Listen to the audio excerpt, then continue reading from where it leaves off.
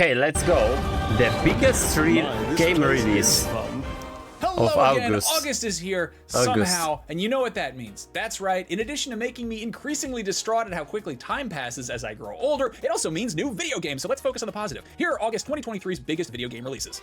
Okay, let's watch this. I really Before want we get to. started, friendly reminder that new games get delayed and announced all the time. We do our very best for these videos to be timely and accurate, but things fall through the cracks. Last month, I screwed up and forgot about the long-awaited Jagged Alliance 3, thus making my already Jagged Alliance with you, dear viewers, even more craggy and uneven. In my defense, this PC strategy game was announced all the way back in 2004, and the release date wasn't announced until the night before I wrote the script for last month's episode. How does that excuse my omission? That is a great question.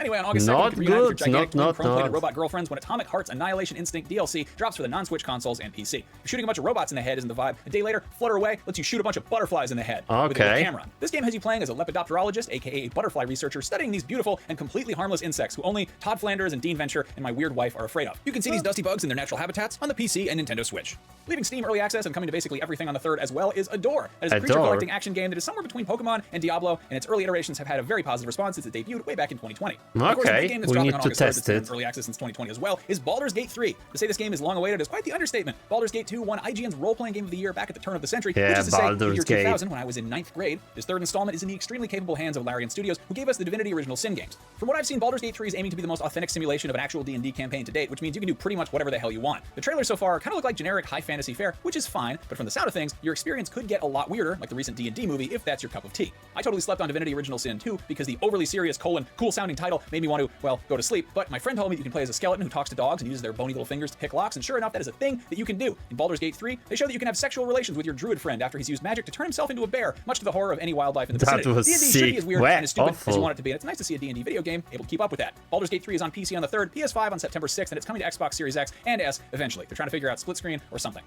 If all of that sounds much too complicated and weird, on August 4th, you can play Super Space Club, which is a lo-fi shooter about, you guessed it, shooting stuff in space. That's on PC and the Xbox. Okay. Also on the 4th is Sklash, a 2D samurai fighting game with one-hit kills, which seems kind of like a cross between Bushido Blade and Nidhogg, but the aesthetic reminds me of old flash browser games that I would play the shit out of on high school library computers. That's coming to everything. On August 8th, Gord is on New Gen and PC. This is the survival and strategy-based RPG from a bunch of former Witcher 3 devs, and it's pulling from a bunch of Slavic folklore, and it definitely looks like a Gord time. I've been making that show for 2.5 years. That's on the newer consoles and PC. The free-to-play open-world ARPG Tower of Fantasy, which is already on mobile and PC, comes to PS4 and 5 on the 8th. That same day, you can live out your fantasies of becoming a sports entertainment superstar in WrestleQuest, a retro-style RPG that has a star-studded roster that should appeal to retro wrestling fans like Bret Hart, Jake the Snake Roberts, Diamond Dallas Page, and Sergeant Slaughter. Did you know we did a video with him where he gave out Valentine's Day dating advice? Anyway, WrestleQuest is on everything. Oh man, the best cologne is the natural cologne.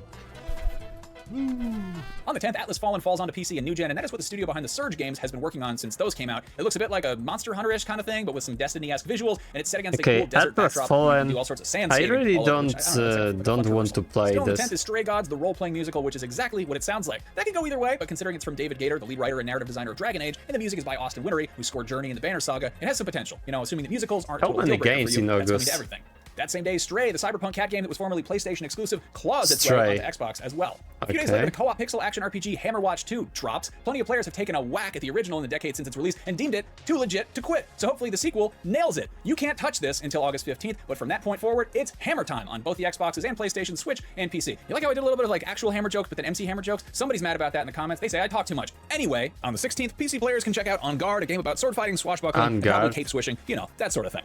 On the 17th, if you like real-time strategy, stealth pirates, and/or ghost pirates, say ahoy ahoy to Shadow Gambit, the Cursed Crew, which incorporates all of those things. Meanwhile, if you're a Nintendo Switch owner who's never considered smoking cigarettes, I have great news for you. Vampire Survivors is just as addictive with only some of the carcinogens. This roguelike shmup developed by a bunch of former slot machine designers already helped PC and Xbox players. Really, putting the full-fledged version on a handheld console is flat out dangerous and irresponsible. I thought this game looked stupid, but then I tried it, and oh boy, it's like if you could stick a finger in your ear and just milk your hypothalamus for dopamine release directly. It's so good. And if you're a recovering Vampire Survivors addict looking for a good reason to relapse, a free patch adds 4-player co-op. You know what that means? That means that you and 3 of your friends can sit there in complete silence, drooling and staring glassy-eyed at multiple vortexes of fireballs and daggers and axes and doves and boomerangs and coins and so on, chasing that sublime thrill of opening a treasure chest that has like 5 of the little things coming out. This is so great. On the 18th, Bomb Rush Cyberpunk is a clear-cut homage to Jet Set Radio, and it'll have you blading and boarding all over a gorgeous cel-shaded city, doing graffiti and breakdancing and living up like it's Y2K all over again. That's on Switch and PC. More cel-shaded games, please. They look great and they age well. Also on the 18th is Madden 24, the latest installment of the prolific football franchise that I struggle to say interesting things about year after year in these videos. This game will be one of the best-selling titles of the year no matter what I say, and odds are, if you're the kind of person who plays it, you're already aware of what incremental changes this latest iteration has made over last year's installment, and you've made up your mind about whether or not you plan to purchase a copy. So let's all just sit quietly for a moment while the men run around on the field. There they go, look at them.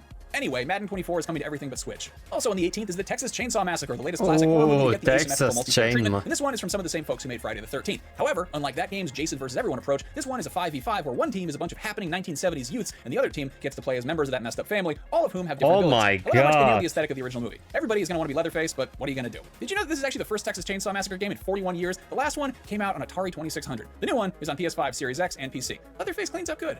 On the 22nd, Immortals of Avium bombards you with Unreal Engine 5 particle effects and lighting and textures and all that good stuff, while you bombard enemies with blasts of deadly magic. This is a fast-paced FPS that shakes things up by swapping out the usual mundane military arsenal for some occult abilities that would be right at home in the hands of a certain cape-wearing master of the mystic arts who was formerly a famous surgeon. Can you guess who I'm talking about? He was in a car accident and then he became a superhero. That's on new gen and PC. Do you want to That very play same day, some Fort of Solis hits this PS5 game? and PC, and I feel like there hasn't been much chatter about this Fort creepy deep space Solis? narrative adventure, but it looks nice and it'll probably sound nice too because it features the voice talents of the wonderful Roger Clark, who you probably know best as Arthur Morgan in Red Dead Redemption 2, as well as the also wonderful Troy Baker, who you probably know best as literally every other video game character. On the 24th, your prayers have been answered. Blasphemous 2 is back with more cataclysmically hard hack-and-slash action and some striking imagery that'd likely go over like a fart in church among a more parochial crowd, but hey, it's not like they didn't warn you in the title. That's on new gen, PC, and Okay, Switch. this Ooh, game here's a good looks one. cool. On the 25th, Armored Core 6 Fires of Rubicon Armored drops as Core. the first installment in From Software's prolific mech combat series in over a decade. Anyone expecting to praise the sun, fear the old blood, or arise tarnished may be sorely disappointed, or maybe pleasantly surprised if they're expecting anything similar to the studio's more recent offerings. And really, it'll be interesting to see I how this is don't received like, by the Souls camp as mech well as game- longtime AC games. fans. I'm personally just very happy that we're getting some big old robots crashing around up there on the video game machines. That's on the Xboxes, the PlayStations, and the PC.